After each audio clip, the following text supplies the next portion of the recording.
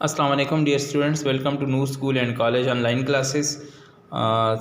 सबसे पहले हम 6.2 के कुछ टॉपिक हैं जिनको हम डिस्कस करते हैं। वो टॉपिक क्या हैं कि स्लोप ऑफ स्ट्रेट लाइन, किसी भी लाइन का स्लोप कैसे निकाला जाता है। स्लोप ऑफ स्ट्रेट लाइन, तो नंबर वन जो स्लोप ऑफ स्ट्रेट लाइन है, असल में ये रेशो होती है राइज ओवर रन में। स्लोप इज इक्वल टू, ये राइज ओवर रन की रेशो कहलाती है। राइज ओवर रन यानी वाई में तब्दीली ओवर एक्स में तब्दीली, कि एक्स और वाई में, फॉर एग्जांपल ये एक पॉइंट है मेरे पास, ये x1 y1 है और ये q जो है वो x2 और y2 है, ये हमारे पास। अब इसका अगर मैं स्लोप निकालना चाहूँ तो कैसे निकालूंगा। y में जो राइज ओवर रन, y में तब्दीली, y में क्या चेंज है, y2 माइनस y1, और x में क्या तब्दीली, x2 माइनस x1। तो स्लोप को अगर मैं m से रिप्रेजेंट करूं तो ये मेरे पास y2 ओवर y ये है। और ये तो पहला तरीका आ गया हमारे पास किसी भी लाइन का स्लोप मालूम करने का। लेकिन ये तब है जब दो पॉइंट गिवन होंगे, तो उसका स्लोप निकालने का तरीका ये है। पहली बात आ गई। दूसरी बात ये है कि हमारे पास स्लोप होता है टेन थीटा के इक्वल। दूसरा तरीका कि उस लाइन का एक्स एक्सिस के साथ हमें एंगल पता हो तो फिर हम टेन थीटा, ये भी राइज ओवर आने हैं, यही है ना, sign theta over cos theta. तो दूसरा तरीका ये है कि हम स्लोप फाइंड कर सकते हैं टेन थीटा की मदद से। तीसरा तरीका हमारे पास किसी भी लाइन का स्लोप फाइंड करने का तरीका ये है, ये उस वक्त है जब थीटा गिवन होगा, तो y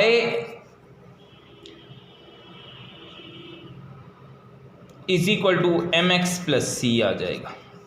ये स्लोप इंटरसेप्ट फॉर्म भी कहलाती है, यानी उस वक्त जब y को हम अकेला करें तो x का जो कोफिशिएंट होगा वो स्लोप कहलाएगा। This will be m, coefficient of x will be, when हम y को इन टर्म्स, जैसे for example 3x plus 4y is equal to 6 है, वो कहता है इस लाइन का स्लोप फाइंड करें। फिर चौथा तरीका भी मेरे जहन में इधर से ही आ गया। तो तरीका ये है मेरे पास कि मैं पहले x को उधर ले जाऊं, बल्कि मैं ऐसा करता हूँ, हाँ x को उधर ले जाता हूँ, माइनस 3x हो जाएगा और ये 4y हो जाएगा। 4 को मैं इधर भी और इधर भी डिवाइड कर लूँ और इधर भी, तो y इज इक्वल टू ये 3/2 हो जाएगा माइनस 3/4x। अब इसका स्लोप क्या है, माइनस 3/4 है सॉरी। तो ये जो उस वक्त जब y अकेला हो और x का जो कोफिशिएंट होगा, that will also be slope of line. चौथा तरीका मैं डायरेक्ट यहीं से भी निकाल सकता हूँ। इसको मद्देनज़र रखते हुए तो मैं अगर ये कर लूँ कि स्लोप है minus coefficient of x over coefficient of y,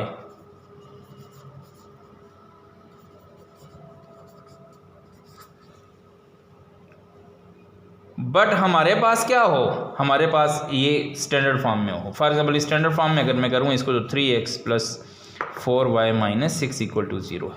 तो कोफिशिएंट ऑफ x क्या था, माइनस 3 है, कोफिशिएंट ऑफ y क्या है, 4, तो 3/4 क्या इसका स्लोप नहीं था। This will B coefficient of x over coefficient of y। तो ये मेरे पास क्या हो जाएगा, ये स्लोप हो जाएगा। अब इससे इम्पॉर्टेंट चीज़ें भी कुछ हम जो है वो और डिस्कस कर सकते हैं कि जब आपके पास इफ़ m1 m2 का स्लोप बराबर हो, दो लाइनों का स्लोप बराबर हो, तो m1 is parallel to m2 होगा। यानी कि दो लाइनों का स्लोप जब बराबर होगा तो पैरेलल होंगी। इसका भी 30 का एंगल बनता है इस लाइन का, और इस लाइन का भी 30 का एंगल बनता है इसके साथ, दोनों का एक्स एक्सिस के साथ। तो दोनों लाइनें हमारे पास पैरेलल होंगी। तो m1 और m2 जब इनके स्लोप्स आपस में क्या होंगे, स्लोप आपस में इक्वल हुए, तो देन लाइंस आर पैरेलल। तो m1 और m2 नहीं, या अल्लाह खैर, L1 और L2 जो हैं ये लाइनें हैं, बोल लाइनें रहा हूँ, लिख स्लोप रहा हूँ। तो L1 L2 पैरेलल होंगे, L1 will B parallel to L2। दूसरी बात ये है, पहली बात आ गई, दूसरी बात ये है कि अगर M1 इंटू M2 करूँ तो मेरे पास -1 आ जाए तो L1 परपेंडिकुलर होगा L2 के, यानी कि दोनों के स्लोप्स का प्रोडक्ट। ये इंशाल्लाह टॉपिक मैं कल करवाऊंगा कि M1 क्यों मतलब ऐसे हो जाता, हम प्रूव कर लेंगे इसको। M1 इंटू M2 जब दो स्लोप्स का प्रोडक्ट -1 है तो then lines will be perpendicular, L1 will be perpendicular to L2। तीसरी बात ये है कि जब हमारे पास M किसी भी लाइन का स्लोप 0 हो तो लाइन जो है वो पैरेलल टू x एक्सिस होगी। और स्लोप जब 0 हुआ, एक चीज़ ज़मीन पे पड़ी, जैसे मैंने इसको ये नीचे रख दिया, अब इसका स्लोप इसके साथ 0 है, तो कोई भी लाइन जो x एक्सिस के पैरेलल होगी देन उसका स्लोप जो है वो 0 होगा। चौथी बात ये है कि अगर थीटा जो है वो 90 डिग्री हो किसी भी लाइन का तो स्लोप विल बी अनडिफाइन होगा। ये जो दीवार मुझे नज़र आ रही है, मैं जिस रूम में रिकॉर्डिंग कर रहा हूँ, तो ये तो बिल्कुल फर्श के साथ 90 का एंगल बना रही है, तो इसका स्लोप अनडिफाइन है। क्यों? tan 90 अनडिफाइन होता है। m is equal to tan theta होता है और sine theta over cos theta होता है। और अगर यूँ करूँ तो कितना हो जाएगा, साइन 90 ओवर कॉस 90, तो ये साइन 90 तो 1 होता है, कॉस 90 0 है, तो ये इन्फिनिटी आ जाएगा, अनडिफाइन आ जाएगा। तो कुछ चीज़ें तो हमने मतलब कर ली कि हमारे पास क्या होगा, हमने मतलब मैं अब ये रिपीट करता हूँ, आप फिर इसको दोबारा देख लें, फिर रिपीट करने की कम से कम ज़रूरत ना हो ना, ठीक है ना। जो चीज़ें मैंने बताई हैं वीडियो रिवाइंड करके देख सकते हैं। तीसरी बात ये आ गई कि इक्वेशन ऑफ स्ट्रेट लाइन के मुताबिक हमारे पास नंबर 1 है स्लोप इंटरसेप्ट फॉर्म।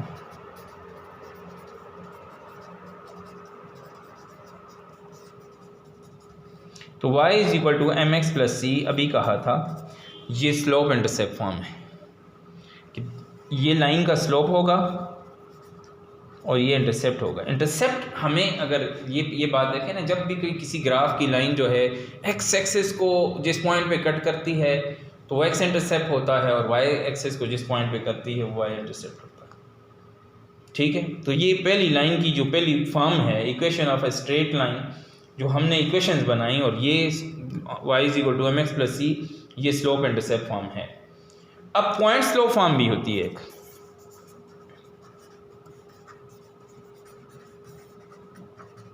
अब आपको स्लोप दे और इंटरसेप्ट दे तो आप लाइन की इक्वेशन फाइंड कर सकते हैं।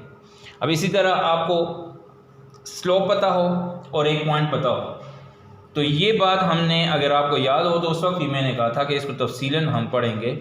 ये तो y minus y1 m into x minus x1, जब कभी भी एक पॉइंट गिवन हो और साथ आपको स्लोप गिवन हो तो फिर आप स्लोप इंटरसेप्ट फॉर्म इस्तेमाल करेंगे। तीसरी बात यह है कि लाइन की इक्वेशन हमने अगर फाइंड करनी है, ये इक्वेशन ऑफ लाइन फाइंड करने का तरीका है, इक्वेशन ऑफ लाइन। अब इनके गिवन सब के मुख्तलिफ हैं, इधर स्लोप इंटरसेप्ट देगा, इधर एक पॉइंट और स्लोप देगा, इधर 2 पॉइंट फॉर्म है। ये कि 2 पॉइंट फॉर्म वाला 2 दफ़ा पेपर में है। अच्छा, 2 पॉइंट फॉर्म कि भाई हमारे पास कोई भी पॉइंट है, अगर ये P है, x1 y1 है और Q है x2 और y2 है, और 2 पॉइंट से हम लाइन की इक्वेशन फाइंड कर सकते हैं। लाइन के लिए 2 ही पॉइंट हमें ज़रूरत है। अगर आपने लीनियर प्रोग्रामिंग में देखा तो देखो, हम x intercept y intercept find करके भी तो एक लाइन ड्रा कर सकते थे, ऐसे किया था ना। तो अब यहाँ पे क्या करना है, यहाँ पे हमने ये करना है कि हमारे पास x minus x1 over x2 minus x1 और y minus y1 over y2 minus y1 है। मुझे तो ये थोड़ा सा awkward सा लगा कि मैं इसको अपने तरीके से लिखना चाह रहा था कि इसको ऐसे है x माइनस x1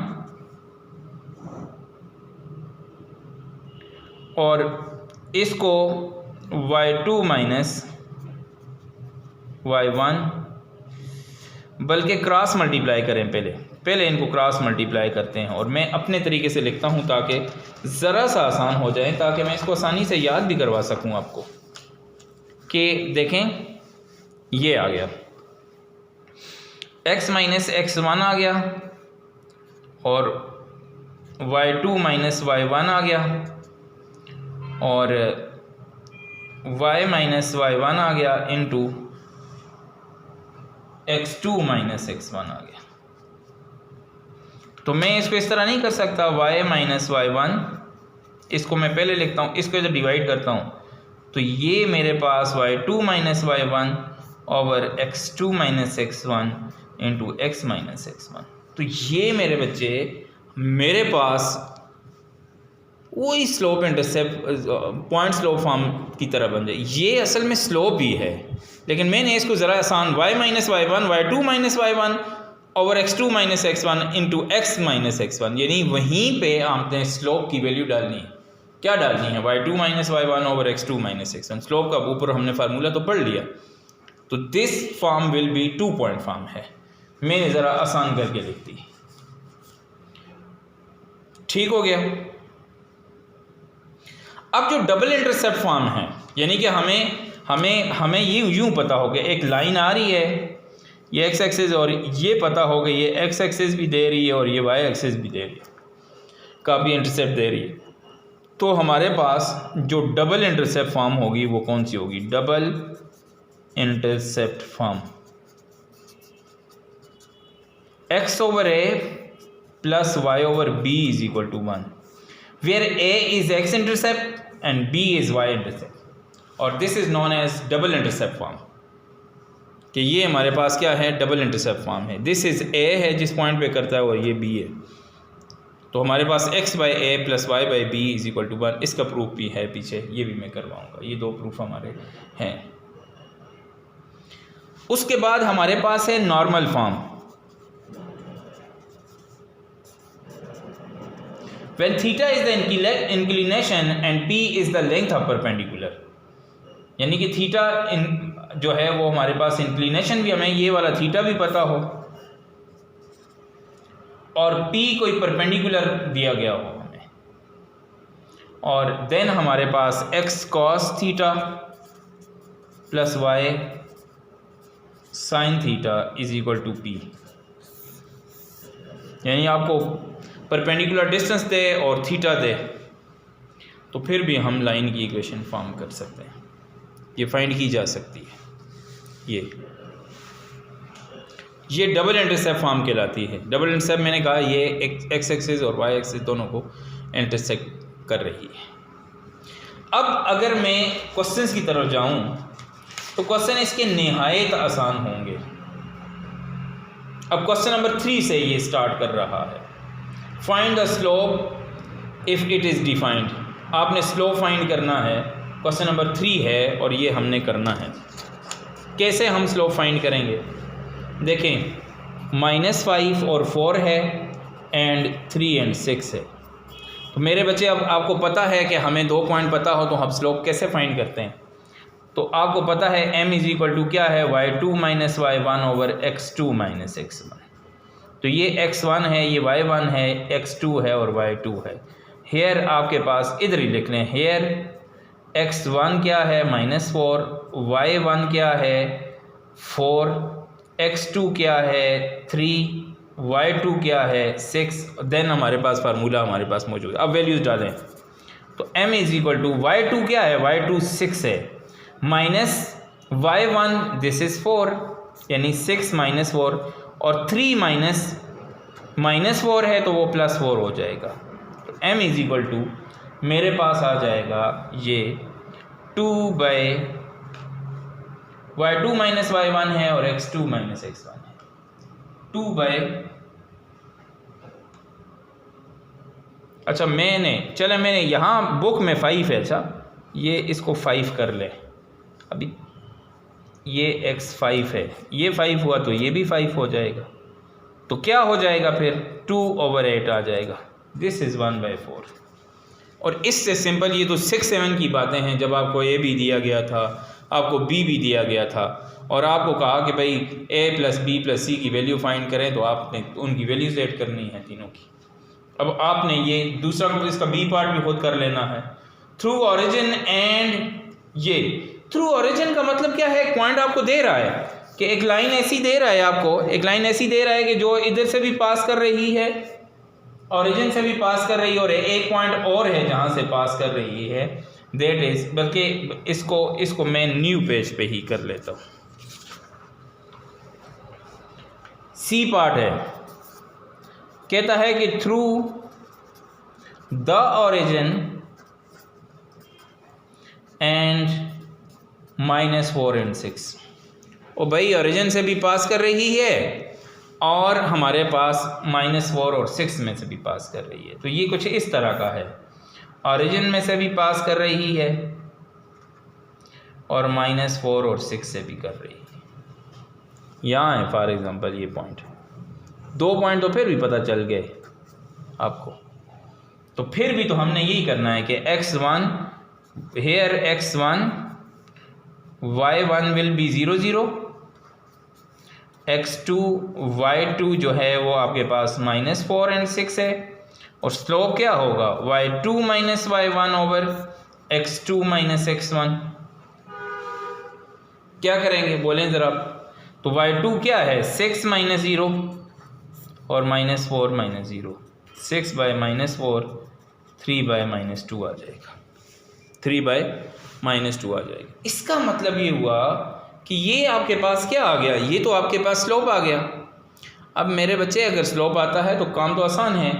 और फिर मैंने कहा, ये कहता है कि 4x + 7y = 1, ये डी पार्ट है इसी का, आप स्लोप फाइंड करें। 2 तरीके बताए मैंने आपको, minus coefficient of x over coefficient of y, या y अकेला कर लें, जैसे आपको आसानी लगे। तो स्लोप आपके पास क्या आ जाएगा? Minus coefficient of x over coefficient of y। Coefficient of x क्या है? 4 और क्या है? 7। माइनस कोफिशिएंट है तो -4/7 आ जाएगा। तो ये चीज़ें बहुत आसान हैं। तो पहला क्वेश्चन आपने कंप्लीट करना है। ये आपके पास जो है, अब क्वेश्चन नंबर 4 में कहता है what are the x intercept and y intercept. अब x इंटरसेप्ट y इंटरसेप्ट में आप ज़रा फर्स्ट ईयर में जाएं ना, तो क्या किया था, रिकॉल करें ज़रा। तो फर्स्ट ईयर में हमने ये पढ़ा कि x इंटरसेप्ट और y इंटरसेप्ट के लिए हमें क्या है। फॉर एग्जांपल इसका उसने एक कहा था b पार्ट करें और एक कहा था e पार्ट करें। b मैं कर लेता हूँ, e आपने खुद करना है। y = -3x + 9 for x intercept, ये 1 है। पुटिंग y = 0 and 1, तो मैं y को 0 पुट करूंगा, +9, इस 9 को उठा के उधर ले, -9 हो जाएगा, और x आप -9/-3 हो जाएगा। तो 3 3 = 9, देयरफॉर x इंटरसेप्ट क्या हुआ? x, जहाँ पे x इंटरसेप्ट हो तो y तो खामखा 0 होगा। उम्मीद है बात समझ रहे होंगे। ये फर्स्ट ईयर की बात है कि आपको पता है कि अगर कोई लाइन x एक्सिस ये इस पॉइंट पे कर रही है तो ये ना ऊपर गया है और ना नीचे आया है, यहाँ y 0 होगा। और एक y इंटरसेप्ट के लिए यहाँ x 0 है, ना तो इधर गया है और ना इधर गया है, उस लाइन के ऊपर लाई करता है। जब उस लाइन के ऊपर लाई करता है तो देन तो हमारे पास, तो हमें ये बात पता है कि क्या करेंगे, हम उसकी जगह 0 पुट करेंगे। ठीक हो गया। फॉर y इंटरसेप्ट आप बताएं क्या होगा। For y intercept putting x = 0, तो x जब 0 पुट किया किस में? पहली इक्वेशन में, इन इक्वेशन 1। तो मैं तो डायरेक्ट इधर ही कर लेता हूँ कि ये 0 हुआ तो सिर्फ 9 बचेगा। और यार ये 0 कर दूँ मैं अगर, तो 9 ही बच जाएगा। देयरफॉर y इंटरसेप्ट क्या होगा? 0 और 9 होगा। तो मैं आज जो चीज़ें आपको पढ़ाई, ये 2 क्वेश्चन आपने, इसका बी पार्ट है, बी के बाद सिर्फ ई है, ये ई करना है, ठीक है।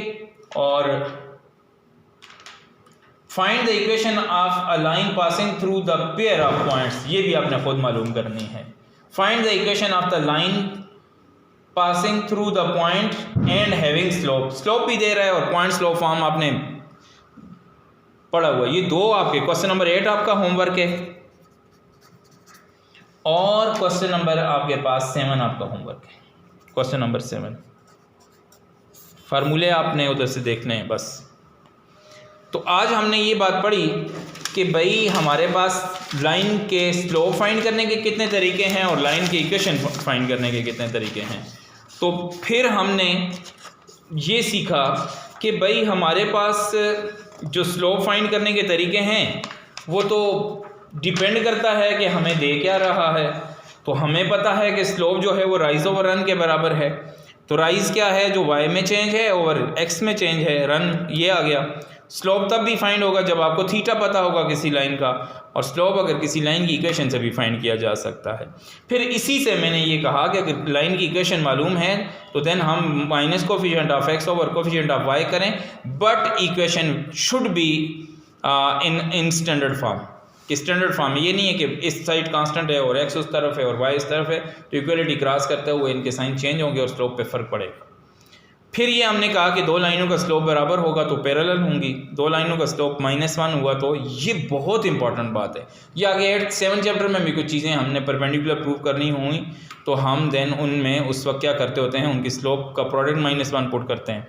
और अगर स्लोप 0 है तो line parallel to x axis हो जाएगी, अगर line parallel to y axis है तो देन उसका स्लोप अनडिफाइन है, क्योंकि tan 90 जो है वो हमारे पास नहीं फाइंड किया जा सकता। फिर इक्वेशन ऑफ लाइन में हमारे पास मालूम करनी है तो ये पहली है y, ये वाला क्वेश्चन भी आपने देखना है। y = mx + c, स्लोप और इंटरसेप्ट दिया गया हो तो कैसे फाइंड करते हैं, एक स्लोप और एक पॉइंट दिया गया हो तो कैसे फाइंड करते हैं, 2 पॉइंट दिए गए हों तो एक लाइन ऑफ इक्वेशन कैसे फाइंड करते हैं। तो आपको कोई चीज़ समझ ना आई तो आपने मुझसे पूछना है, तो इंशाल्लाह इस पे इसको कल इंशाल्लाह इस एक्सरसाइज को क्लोज़ कर देंगे। चीज़ें आसान हैं, 2 टॉपिक भी साथ करवाने हैं। बहुत शुक्रिया, अपना ख्याल रखिएगा। अस्सलाम वालेकुम।